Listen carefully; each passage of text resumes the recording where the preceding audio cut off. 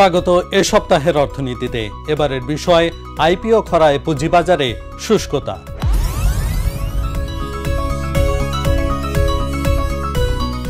গত বছর আগস্টে আওয়ামী লীগ সরকারের পতনের পর ডক্টর ইউনূসের নেতৃত্বে অন্তর্বর্তীকালীন সরকার দায়িত্ব গ্রহণের পর বিগত 14 মাসের বেশি সময়ে নতুন কোনো কোম্পানির আইপিওর মাধ্যমে মূলধন উত্তোলনের অনুমোদন দিতে পারেনি নতুন কমিশন। ফলে 1.5 বছর ধরে আইপিওর মাধ্যমে পুঁজিবাজার থেকে মূলধন উত্তোলন একদম বন্ধ, যার কারণে নতুন শেয়ারের যোগান শূন্য।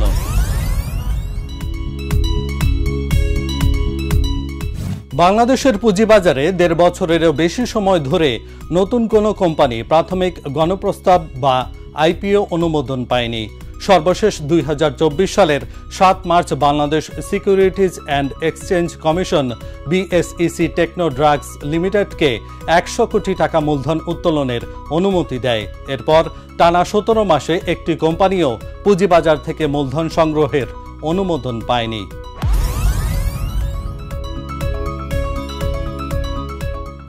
এবছরের মে মাসে প্রধান উপদেষ্টা অধ্যাপক ডক্টর মোহাম্মদ ইউনূস নিয়ন্ত্রক সংস্থা ও পুঁজিবাজার সংশ্লিষ্ট ব্যক্তিদের নিয়ে একটি উচ্চ পর্যায়ের বৈঠক করেন। বৈঠকে তিনি কয়েকটি সুস্পষ্ট নির্দেশনা দেন।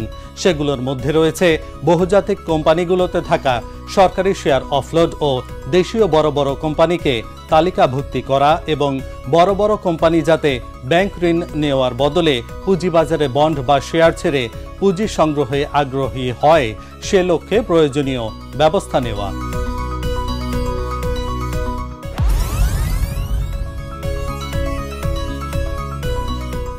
শেখ হাসিনা সরকারের পতনের পর বিএসইসির দায়িত্ব নেন খন্দকার রাশেদ মাকসুদ। তিনি দায়িত্ব গ্রহণের পর পুঁজিবাজার সংস্কারের কথা বলে আগের প্রায় 1 ডজন কোম্পানির আইপিও আবেদন বাতিল করা হয়।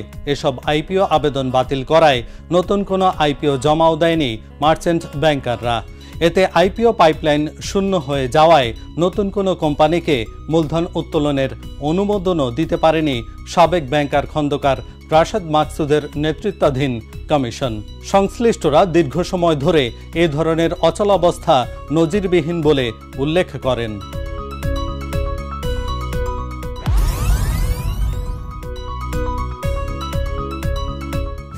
2007-08 সালে তত্ত্বাবধায়ক সরকারের 2 বছরে সরকারি ও বেসরকারি মিলিয়ে 26টি কোম্পানি আইপিওর মাধ্যমে পুঁজিবাজারে আসে।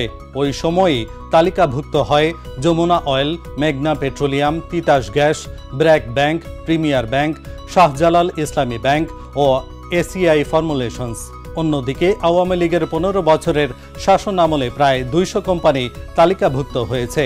বর্তমানে পুঁজিবাজারে তালিকাভুক্ত সরকারি কোম্পানি মাত্র 19টি।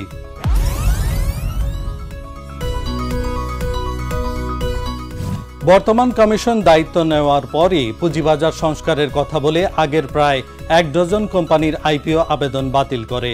কমিশন কাউকে কাউকে আবেদন প্রত্যাহার করার নির্দেশনা দেয়, আবার কাউকে পাবলিক ইস্যু রুলস সংশোধন না হওয়া পর্যন্ত নতুন আইপিও জমা না দেওয়ার পরামর্শও দেয়, যে কারণে কেউই নতুন আবেদন জমা দেয়নি। বর্তমান কমিশন পুঁজিবাজারের স্টক হোল্ডারদের অসৎ সন্দেহ করেন বলে মনে করছেন মার্চেন্ট ব্যাংকার ও সংশ্লিষ্টরা। এজন্য দেখা দেখিয়েও এক প্রকার বন্ধ। নতুন আইপিও আবেদন জমা দিলে অনুমোদন পাওয়া যাবে কিনা সেই শঙ্কায় আইপিও জমা দিচ্ছে না কেউ। আইপিও অনুমোদন বন্ধ করে শেয়ারের যোগান বন্ধ করা হয়েছে। ফলে বিগত সময়ে তালিকাভুক্ত হওয়া হাতে গোনা কয়েকটি কোম্পানি ছাড়া বিনিয়োগের মতো ভালো শেয়ার নেই।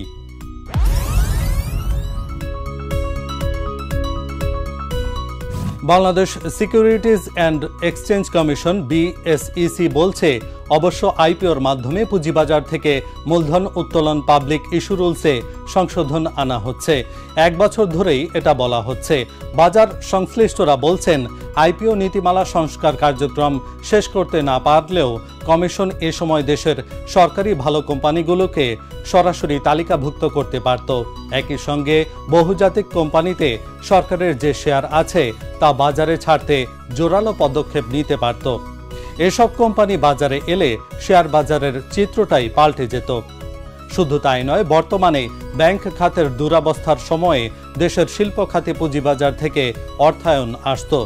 গত এক বছরে পুঁজিবাজার থেকে আইপিওর মাধ্যমে কোনো অর্থ সংগ্রহ না হলেও এ সময়ে ব্যাংক থেকে শিল্প খাতে ৮৩,৮৭৬ কোটি টাকা অর্থায়ন করা হয়েছে। এই অর্থায়ন হতে পারত পুঁজিবাজার থেকেই।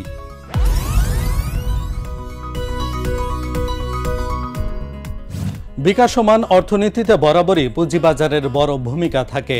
বিশ্বব্যাংকের সাম্প্রতিক প্রতিবেদনে বলা হয়েছে ২০২৬ অর্থ বছরে বাংলাদেশের জিডিপি প্রবৃদ্ধি ৪% থেকে বেড়ে ৪.৮% পৌঁছাবে, আর ২০২৭ সালে তা ৬.৩% উন্নীত হবে। অর্থনীতির এই ইতিবাচক প্রবণতার বিপরীতে পুঁজিবাজারে কোনো প্রাণচাঞ্চল্য নেই। বিশ্লেষকদের মতে নতুন আইপিও ছাড়া বাজারের তারল্য সংকুচিত হচ্ছে, ফলে বিনিয়োগকারীদের আগ্রহ কমছে।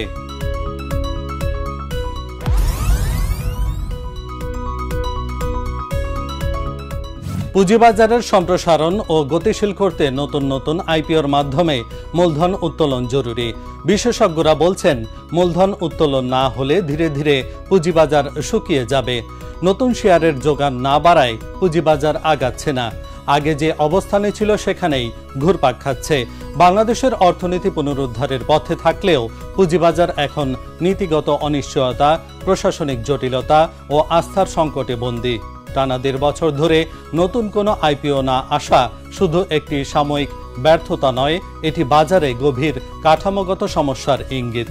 নিয়ন্ত্রক সংস্থার সংস্কার প্রক্রিয়া দ্রুত চূড়ান্ত না হলে এবং সরকারি ও বেসরকারি প্রতিষ্ঠানগুলো তালিকাভুক্তির বাস্তব উদ্যোগ না নিলে পুঁজিবাজার আবারও বিনিয়োগকারীর আস্থা হারানোর ঝুঁকিতে পড়বে। আজ এ পর্যন্তই। পরবর্তী এ সপ্তাহের অর্থনীতি দেখার আমন্ত্রণ জানিয়ে শেষ করছি। ধন্যবাদ।